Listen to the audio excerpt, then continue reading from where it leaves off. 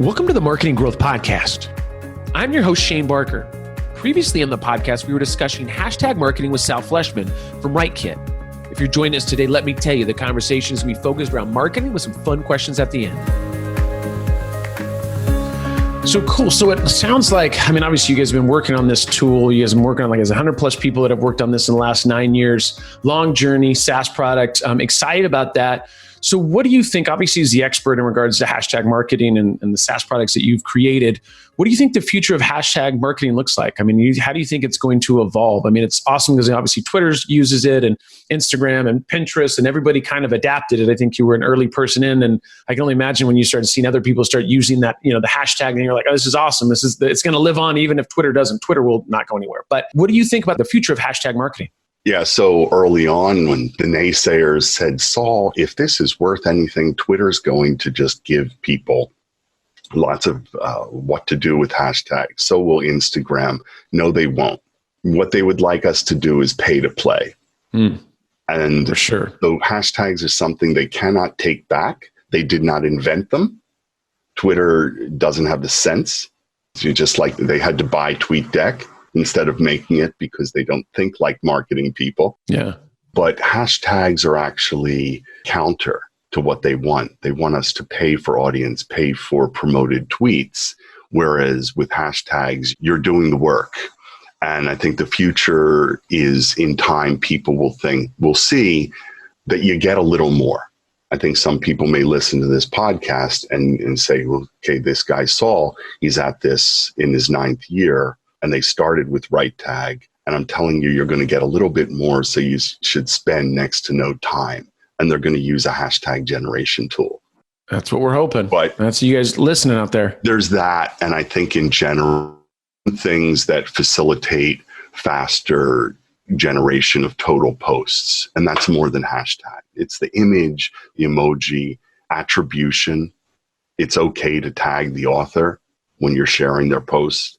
Often you get a like, sometimes a retweet, a thank you, a comment, and someone will add more than what was actually in that tweet. I've never understood why people don't @sign the author or whoever put it out. To me, it's a very basic thing to do. Most of the time you can go look up the person's name, find it.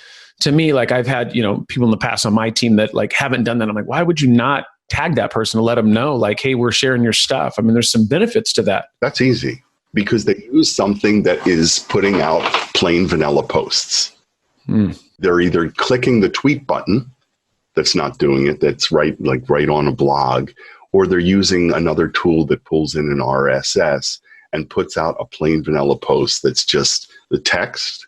As I said before, it's just the page title and the URL. That's all it is. And there are tons of things that do this, but they could do more. And if you're using something that's looking for everything possible you could do and enhancing that process that's included with RiteBoost and RiteForge, then it's doing it your way.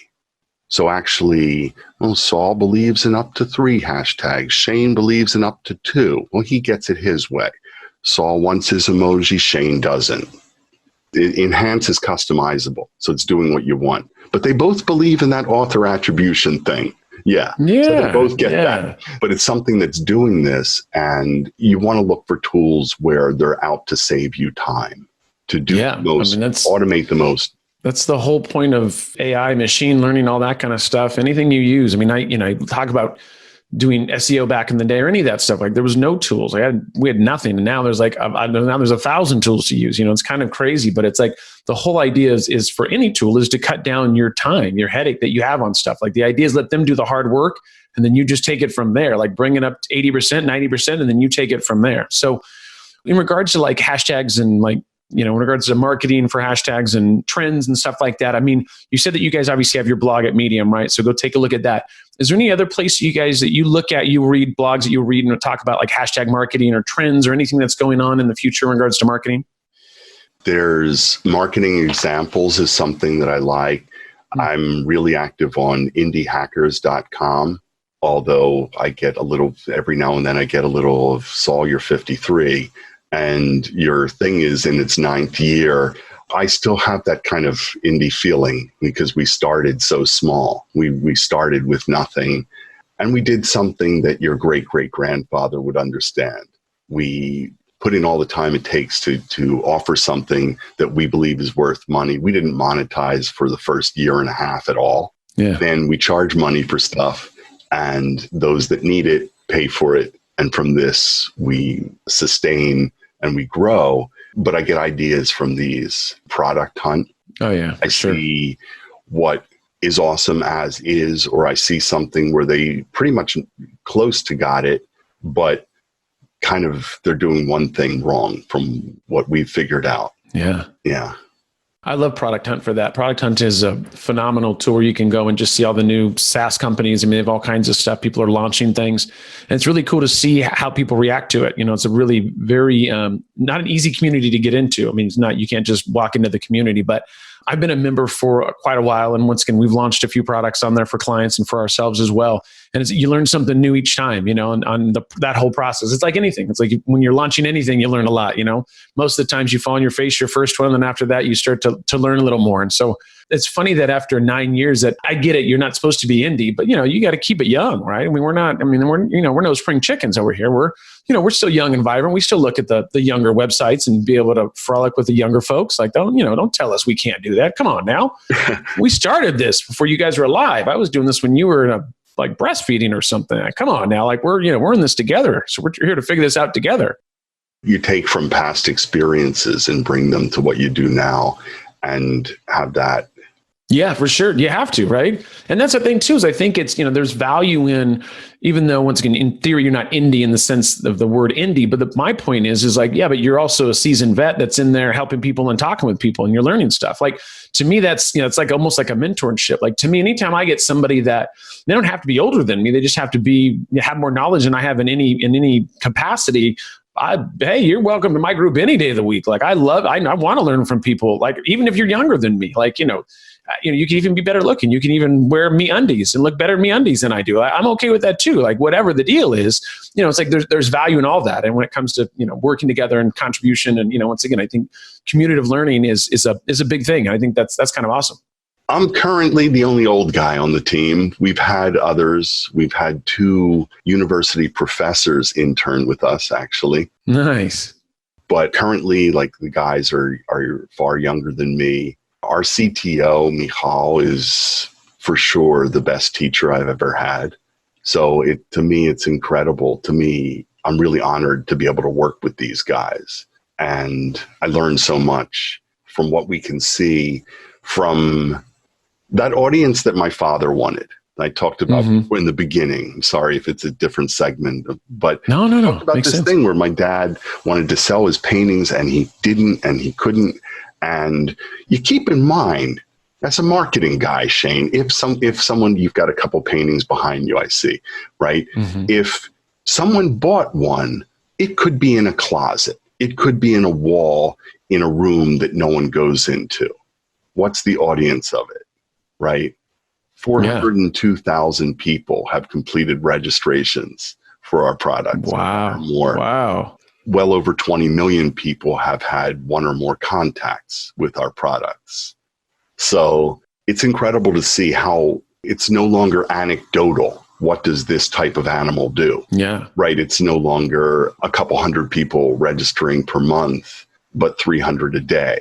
So we get to see what masses of people do. This is an opportunity I've never had in my life. So. Yeah, you made it happen. That's amazing. I mean, that's crazy with the amount of people. I mean, once again, I know with SaaS products, you start off, once you get your first person, you're excited, and then you're getting 2 a day and getting 3 a day and you're 5, and then you're dealing with issues and doing this, and you want to do a new thing. And then all of a sudden you get to a point after 9 years, man, that's quite the grind, quite the hustle, man. Congratulations on that. Once again, that's not an easy task. I know that for sure. So cool. We're going to jump into kind of I call it the fun section, but really it's more of like kind of some things that, from you just being an entrepreneur and different things that you've got going on, and also to kind of get to know a little bit more about you. So what would you, if you had an opportunity to talk with the 21-year-old Saul, what would you tell him? What would you tell him? Say, now you're 53 today. So, that's give or take whatever, 20 or 30 years. But what would you tell him today of like, hey, bud, like, here goes some information that I haven't, I'm trying to think of these younger entrepreneurs that are out there, like, and it's hard to give just one line and then, do a mic drop, but like, what would you tell them? Like, what would you say? Hey, listen, this is something that I learned that I think is absolutely invaluable. It's okay to be uncomfortable with understanding what you're doing now to make a buck is not good enough for you. This is something where I see a lot of people like try to make it work. They join a company where there's nothing to believe in, and they work for a boss, not a leader. And they understand that whatever they might bring to the organization, they will never be considered for being any more than a nub on a cog, on a gear, in a subassembly, in one of someone else's many machines. That's right. And just do that because you need to do it to make a living. But what I would tell the younger me is it's going to be bad. Through your 20s and your 30s, you're going to have jobs that you can't believe in and you shouldn't. And keep your eyes open. What I wish I knew is that you can make it happen. That junk that I was just telling you about, the 402,000 completed registrations and the 20-something million that have seen this, it's not boasting. I'm hoping to inspire people. My secret mission is I want you to have a startup. I want you to be a founder. I want you to come up with something that should be your product. I want you to find this pain that hasn't been adequately alleviated and do this because I want more people to know that the work they're doing impacts either a tiny, like a doctor, a medical doctor is impacting a small number of people a day really, really well. Much more profoundly than I will in my whole life, or giving tons of people #generation. And instead of spending 6 minutes of research, they're doing it in 1.8 seconds. This can't compare to alleviating the pain that doctors do, but it's doing it for a great mass of people. And you know that your work has impact. I want more people. I want you to do something to make your product and know that your work is impacting a heck of a lot of people. I love that, especially these days, make an impact. I love that, the premise of that. You don't have a technical background, right? No, not at all. No, not at all. I did a little, we all had to do 2 years of Pascal in my high school of engineering and science in Philadelphia. And then just a couple years ago, I did a Python course that I kind of limped through. I learned that no, Saul, you still do not think like a problem solver, like a developer.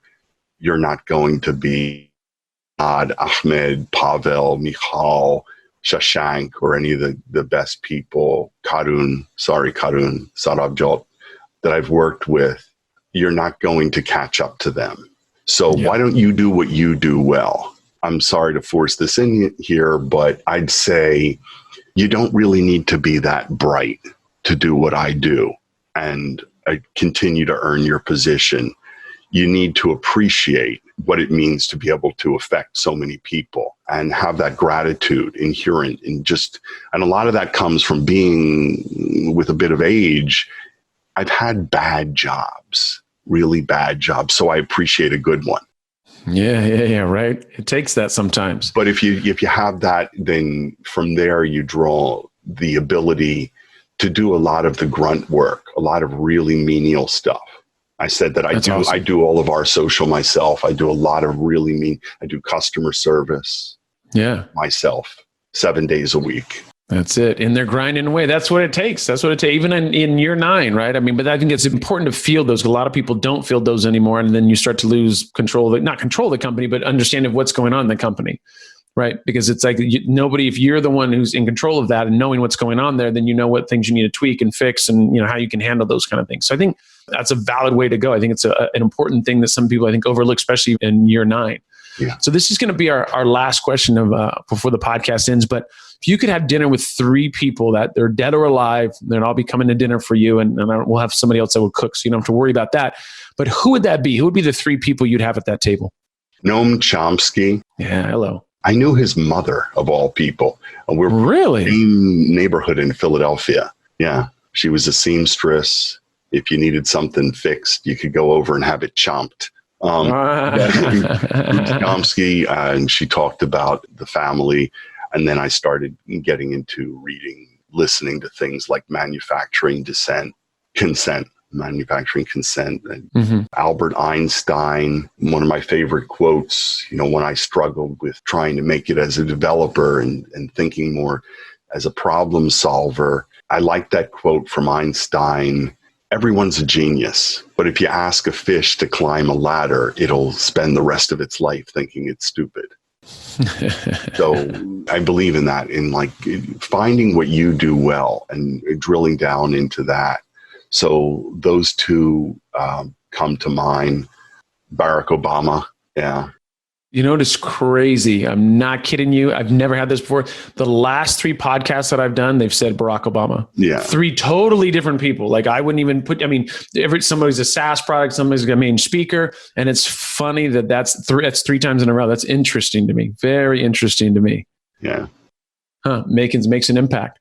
Well, cool. Saul, let's talk about this. If anybody wants to get in contact with you or wants to know more about your products, where can they get in contact with you?